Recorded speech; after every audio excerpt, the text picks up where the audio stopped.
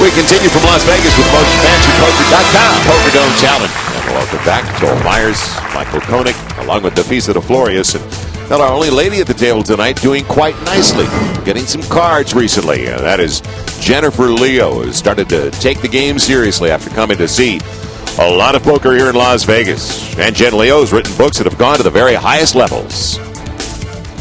I'm a freelance travel writer, and I've got a series of award-winning books out. Started off with Sand in My Bra, and that one was a bestseller. It sold more than 40,000 copies, and I drove all the way across country to the National Book Fest. As soon as I got there was a group of people with cameras and everything, and there was the First Lady, Laura Bush.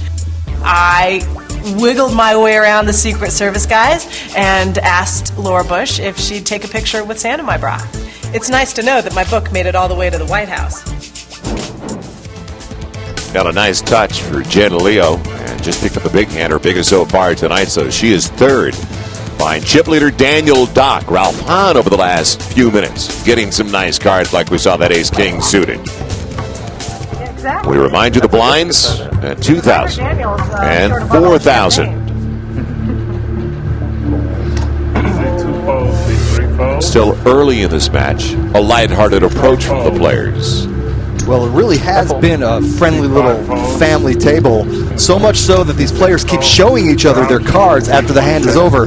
And, you know, I don't think that's a real good idea, Joel. It sort of takes away all the mystery. They always know if somebody's bluffing or if they're telling the truth. You want to be an enigma. Neil Jones to pair off the flop. And there's no way that Joe Scott can call with just a bare king 4 here. Neil Jones will pick up a very much needed 8,000. That's about 50% of his stack. He'll jack it up now to 23,000. And you just talked about showing cards. Yeah, and this is really, again, for players at home who are trying to hone their game, this is really not a good idea. You always want to be an enigma. You always want your opponents guessing. You don't want them to recognize your patterns, and you definitely don't want them to know what cards you play in what position.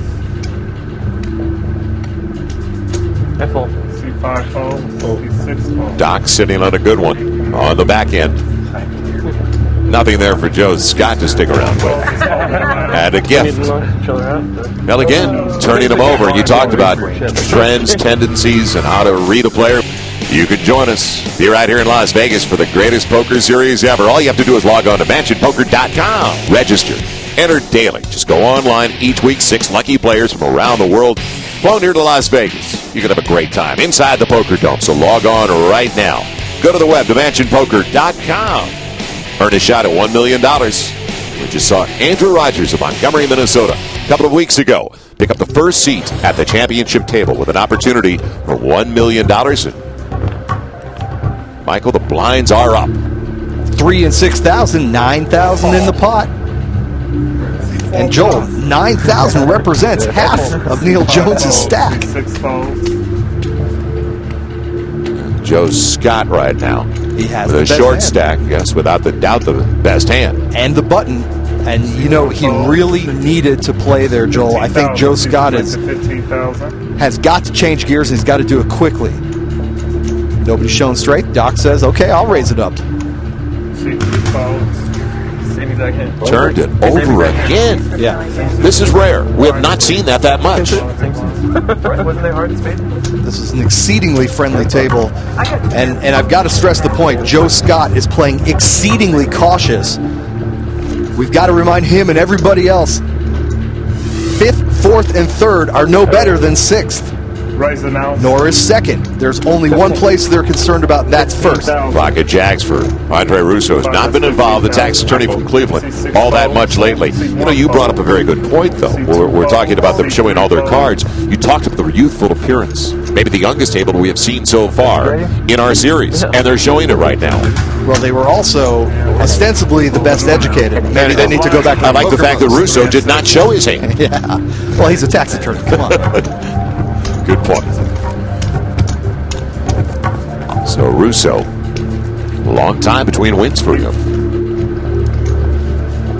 He's just about got it back to his original stack. And Neil Jones, this has got to be the hand where he gets all his chips involved.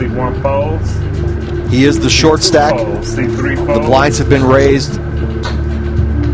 He'll want to pick up the blinds without a confrontation, but if somebody wants to tangle, he's happy to do it with that ace-king. I don't think you'll find any takers. He won't.